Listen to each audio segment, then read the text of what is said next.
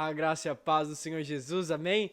Bom, gente, estou muito feliz por estar aqui mais um dia com vocês, né, nesse nosso propósito da leitura do Novo Testamento em 90 dias. Hoje daremos continuidade à nossa leitura ali, lá no Evangelho segundo Lucas, capítulo 12 ao capítulo 14, tá bom, gente? Gostaria de já estar pedindo seu like, se você puder estar deixando seu like aí, me ajuda demais, gente, tá? Se você pudesse aí, né, tá compartilhando meu vídeo, se inscrevendo no meu canal, ativando o sininho, essas coisas me ajudam muito, gente, tá? Então, se você pudesse estar compartilhando aí, isso me ia me ajudar bastante, tá, gente? Então eu vou estar aqui dando início à leitura no capítulo 12 até o capítulo 14, tá bom? E eu sempre, como eu sempre digo, é bom que você esteja com a sua Bíblia aí acompanhando, não importa se for Bíblia física, Bíblia digital, não importa, o importante é você estar ali com a sua Bíblia, seguindo ali todas as escrituras, né? Então eu gostaria de orar por vocês no começo, se você pudesse fechar os seus olhos, curvar a sua fronte. Pai, obrigado por essa oportunidade, Senhor, de estar falando mais uma vez do Teu Evangelho, Senhor. Peço que o Senhor venha nos dar sabedoria, Senhor, nos venha dar entendimento da Tua Palavra, Pai.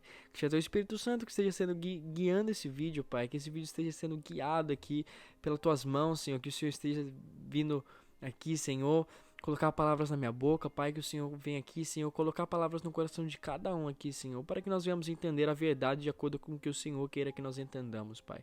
Obrigado por estar falando do Teu Evangelho aqui, Senhor, porque eu sei que em muitos lugares nós seremos perseguidos ao estar fazendo isso, Pai. Então eu te agradeço por isso, Pai. Peço que o Senhor venha purificar nosso coração, Pai, que o Espírito Santo ele é convidado para entrar na nossa vida nesta noite. Isso que eu te peço, eu venho te agradecer. Em nome de Jesus, amém. Amém, gente. Bom, vamos dar início à leitura ali no capítulo 12, que tem como título Jesus adverte contra a hipocrisia.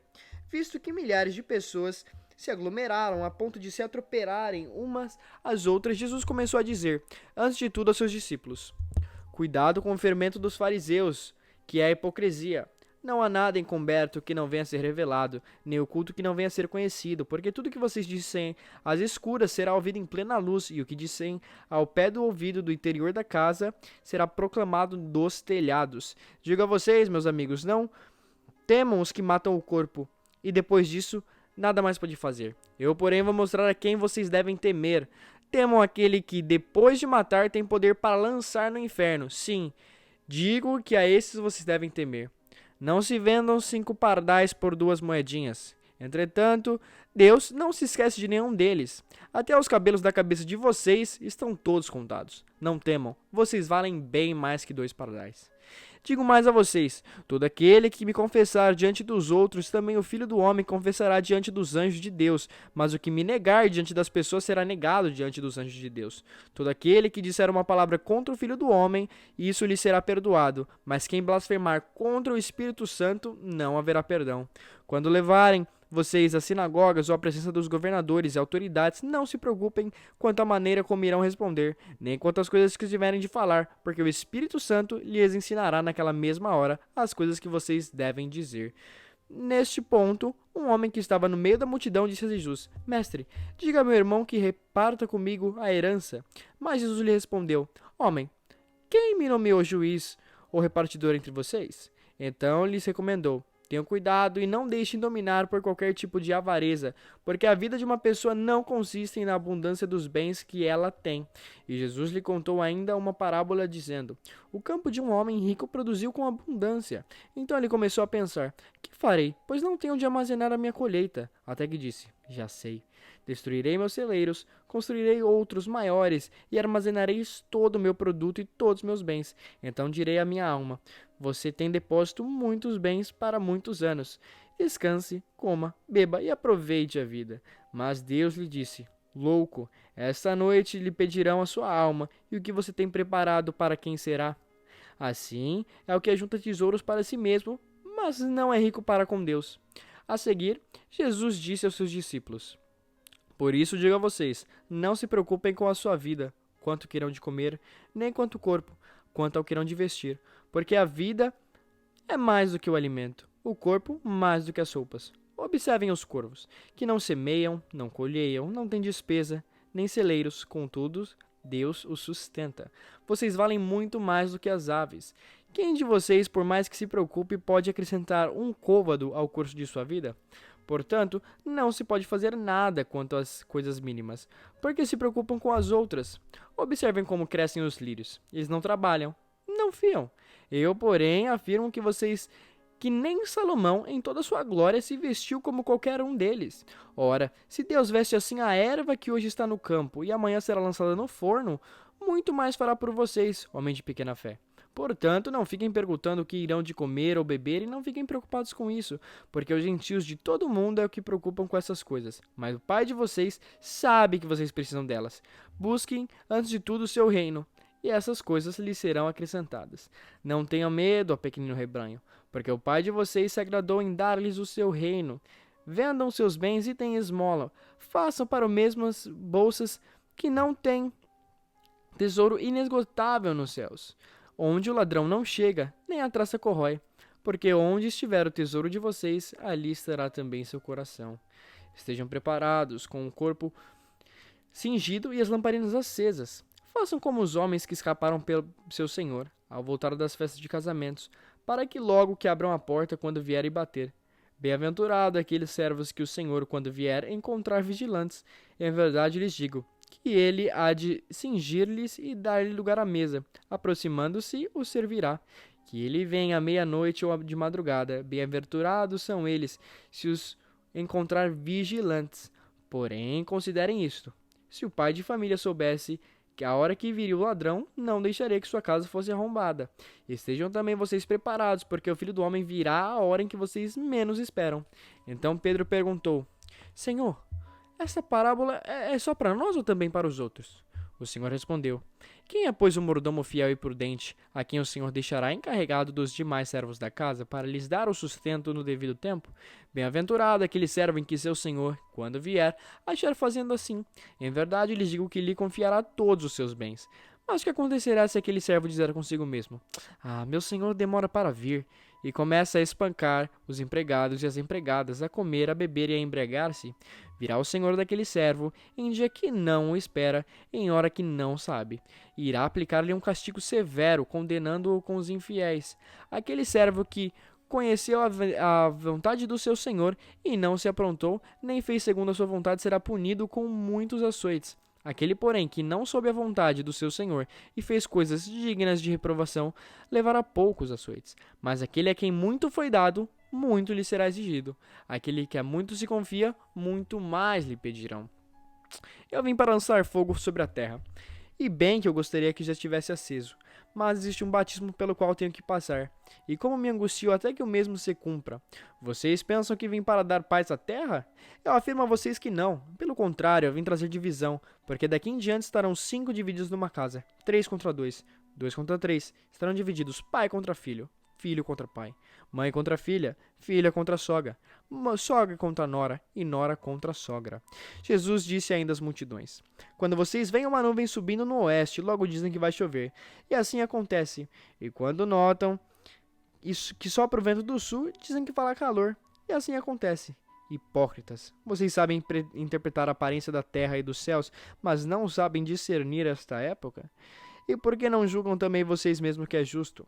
Quando você for com o seu adversário ao magistrado, faça o possível para chegar a um acordo com ele enquanto vocês estão a caminho, para que não aconteça que ele arraste você ao juiz, o juiz entregue você ao oficial de justiça, o oficial de justiça ponha você na prisão. Digo-lhe que você não sairá dali enquanto não pagar até o último centavo. Bom, gente, essa foi a leitura do capítulo 12, e a gente pode ali o 12, que Jesus já começa falando para nós termos cuidado com a hipocrisia, né? E aí ele já nos ensina a temer a Deus, que ele fala assim: digo a vocês, meus amigos, não temam o que matam o corpo e depois disso não mata mais, né? Depois disso não podem fazer. Então, para não temer alguém que pode só matar o corpo e depois disso nada mais pode fazer, o nosso corpo físico. Mas ele fala: eu, porém, vou mostrar a quem vocês devem temer. Temam aquele que depois de matar também pode lançar no inferno. E o único que tem poder disso é Deus. Então ele fala para nós sermos tementes a Deus, porque além de poder matar o nosso corpo físico, ele ainda pode nos lançar nos infernos, né? Se a gente não for ali, se a gente não aceitar Jesus como Senhor e Salvador, não seguir os caminhos dele, não amar ele acima de todas as coisas e não amar os outros como nós amamos a nós mesmos, né? Que são mandamentos que cá entre nós, são mandamentos que nós já deveríamos estar fazendo faz tempo, né? Amar a Deus acima de todas as coisas e amar o outro como nós amamos a nós mesmos, né? E depois depois Jesus ensina de confessar e negar a Cristo, né? Que ele fala que quem confessar diante dos homens, o Filho do Homem, Cristo também confessará ele diante dos anjos do Pai dele. Porém, quem o negar diante dos homens, Cristo também negará essa pessoa, né? A gente pode ver ali a parábola do rico e do tolo, depois, né? Em que o rico ali, ele já tem alimento suficiente, ele acha ali que, né? Ele quer mais, quer guardar mais alimento, porém Deus fala ali, louco, esta noite lhe pedirão a sua alma. E o que você tem preparado para quem? Para quem será, né? E aí Jesus nos ensina mais uma vez que a gente tem que estar guardando a nossa alma.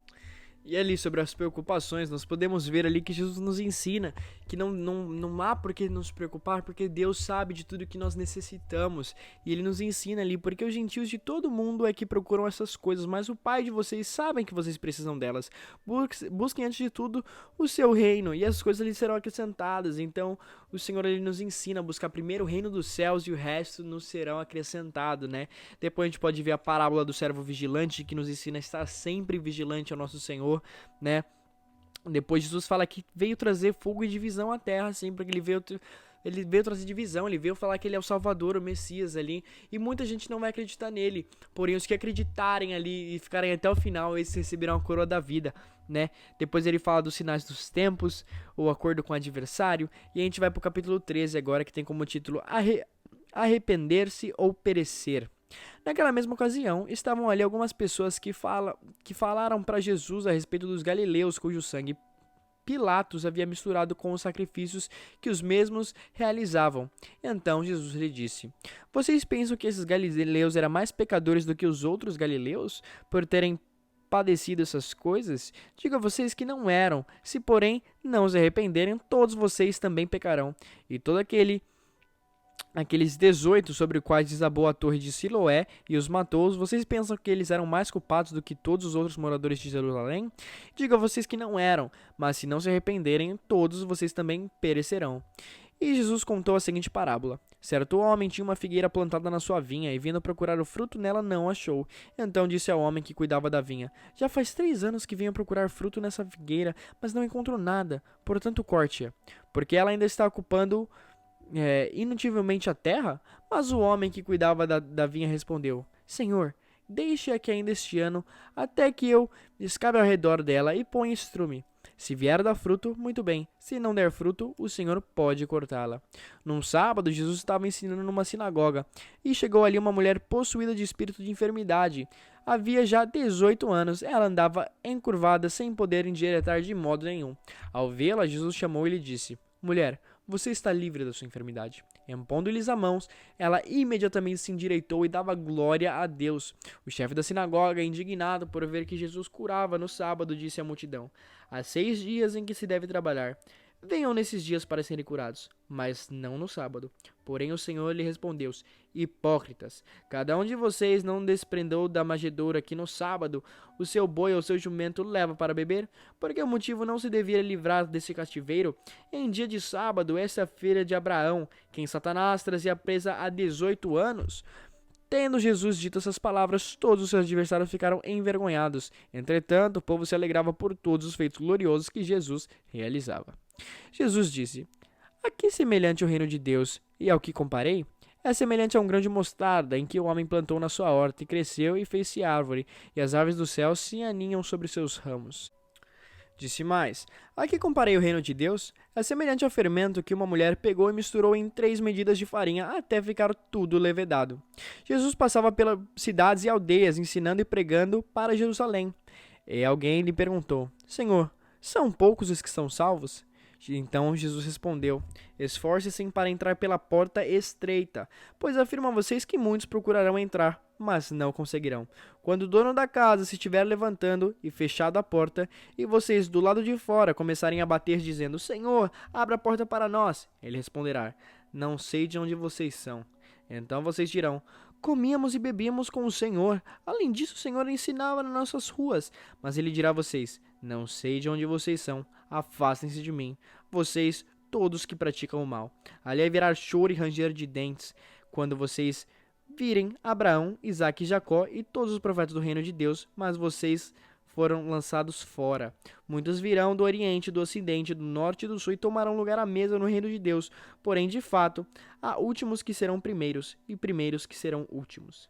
Naquela mesma hora, alguns fariseus vieram para Jesus e disseram: Vá embora daqui, porque Herodes quer matá-lo. Ele, porém, lhe respondeu: Vão e diga à raposa que hoje, amanhã, expulso demônios e curo doentes, e no terceiro dia terminarei.